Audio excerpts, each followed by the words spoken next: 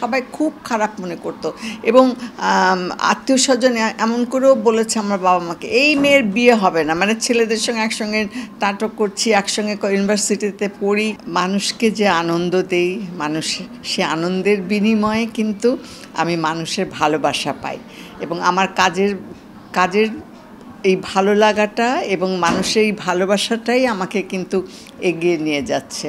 আমি এতদিন ধরে বেঁচে আছি এবং একটানা কাজ করে যাচ্ছি, দীর্ঘ 60 বছর আমি এই অভিনয় জীবনে আছি। তো এটাই এখন আমার ধ্যান, জ্ঞান, ভালো লাগা, ভালোবাসা যা বলা যায়, সব কিছু এটাকে ঘিরেই আর কি। আগের মতো তো কাজ করতে পারি না, শরীর কুলায় না, এখন আমার 82 বছর বয়স চলছে।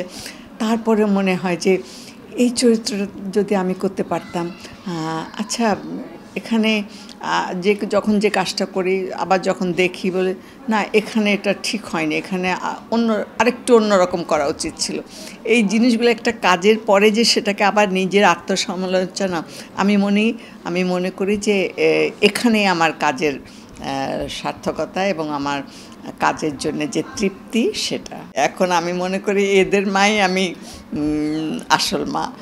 কারণ এত যে আবদার করে, মা এবার তো পায়েস খাওয়ালো না, গুড়ের পায়েস, আহারে আমি হয়তো ভুলেই গেছি কোন বছর কবে পায়েস খাইয়েছিলাম, ঠিক মনে রেখেছে। মা ওই যে মাছের ওই কাবাবটা তো খাওয়ালেন না। আমি তখন আমার হঠাৎ মনে হয় যে কখন খাইয়েছিলাম, তখন আবার মনে হয় কালকে যদি শুটিং থাকতো ঠিক আমি করে নিয়ে আসতাম, বা আজকে যদি জানতাম।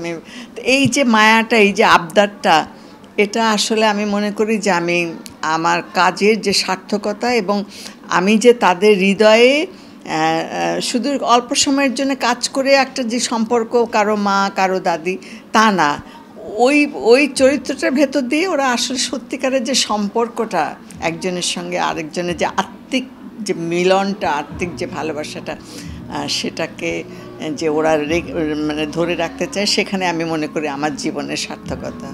যখন যে চরিত্র আমাকে দিয়েছে, আমি সেই চরিত্রের প্রতি, আমার কাজের প্রতি আমি সৎ ছিলাম।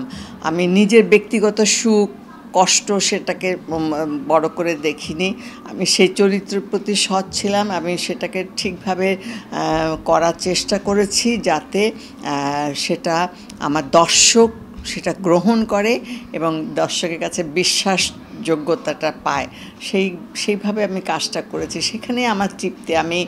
আমার হয়তো বিত্ত বৈভব তেমন কিছু হয়নি, কিন্তু আমি মনে করি যে লক্ষ মানুষের যে ভালোবাসা, একটা অপরিচিত মানুষও দেখলে যখন দাদি কেমন আছেন, যখন বাজার করতে যাই, যে দোকান থেকে সদাই নিচ্ছি, দাদি ভালো আছেন তো, এই যে দাদি বলে ডাকে, এই যে মা বলে ডাকে, এই ডাকার মধ্যেই আমি মনে করি যে আমার কাজের সার্থকতা এবং আমি হয়তো আমার কাজগুলো সঠিকভাবে করতে পেরেছি বলেই তাদের মনের মধ্যে আমি জায়গা করে নিতে পেরেছি। আমরা যখন কাজ করেছি তখন ছেলে মেয়ে একসঙ্গে কিন্তু কাজ, এটা মানে খুবই খারাপ। এখন যেমন আমি অহংকার করে বলতে পারি যে আমার কাজের স্বীকৃতি, আমি জাতীয় পুরস্কার পেয়েছি, আমি 21 পদক পেয়েছি, আমি জাতীয় চলচ্চিত্র পুরস্কার পেয়েছি।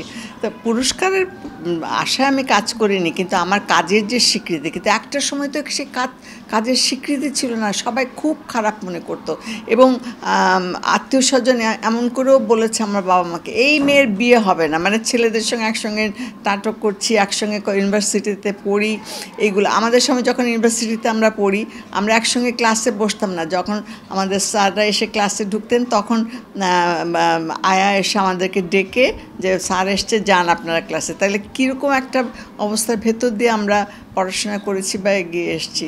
তো সেইখান থেকে আজকে যে এত দূর আসতে পেরেছি, এটা তো অনেক যুদ্ধ করে আমাকে আসতে হয়েছে। এবং আমি বলবো যে আমার বাবা মা অনেক সংস্কৃতিমনা ছিলেন এবং সেই সঙ্গে আমি যাকে জীবনসঙ্গী হিসেবে পেয়েছি, ফখরুজ্জামান চৌধুরী, তিনিও একজন বিশিষ্ট অনুবাদক, লেখক, বাংলা একাডেমি সাহিত্য পুরস্কার পেয়েছেন। তিনিও আমার পাশে ছিলেন। তার উৎসাহ ছাড়া এবং তার যে স্যাক্রিফাইস, হয়তো রাত্রে এখন যেমন সহজ হয়ে গেছে, তখন কাজ শেষ করে আসতে আসতে রাত্রে 4টা বেজে যেত। হয়তো বাসায় এসেছি, আমি এসে দরজা বেল দিলে বাচ্চারা ঘুম থেকে জেগে যাবে, ডিস্টার্ব হবে, আমি আসতে কড়া নেড়েছি, উনি ঠিক ও খাবার টেবিলে বসে হয়তো লেখালেখি করছিলেন, উনি আসতে দরজা খুলে দিয়েছেন। তো আমি তখন তার এখন যেমন আমরা অভিনয়কে পেশা হিসেবে নিচ্ছি এবং খুব একটা সম্মানীয় পেশা, কিন্তু তখনকার দিনে তা ছিল না। যেভাবে কাজ করতাম, আরেকটা কাজ করতে হতো প্রত্যেকে। আমাদের হাসান ইমাম ভাই ছিলেন, তারপরে আমাদের বুলবুল ভাই ছিলেন, সবাই কিন্তু অন্য পেশার সঙ্গে এই অভিনয়টা চালিয়ে যেতেন।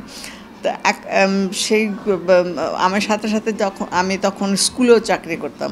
হয়তো নামাজ সব মুখ টুক পরিষ্কার করে তারপরে নামাজ পড়ে শুয়ে পড়েছি, একটু পরেই সকাল হয়ে গেছে, আমার স্কুলে যেতে হবে 7টার মধ্যে।